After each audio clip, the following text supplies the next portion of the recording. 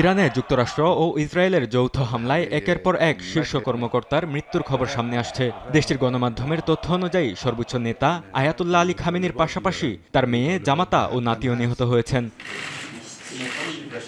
শনিবার তেহরানের কমপ্লেক্সে মার্কিন আগ্রাসনে খামেনির রাজনৈতিক উপদেষ্টা এবং দেশটির প্রতিরক্ষা পর্ষদের সেক্রেটারি আলী শামখানি নিহত হন। এছাড়া ইরানের সশস্ত্র বাহিনীর প্রধান আব্দুল রহিম মুসাভি এবং প্রতিরক্ষা মন্ত্রী আজিজ নাসির জাদেহ নিহত হয়েছেন বলে নিশ্চিত করেছে আল জাজিরা।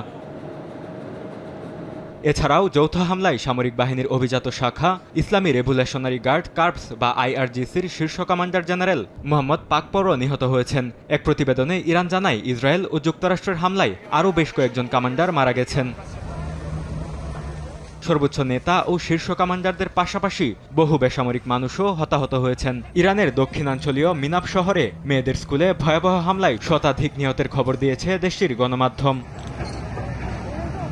বরকতুল্লাহ, সময় সংবাদ।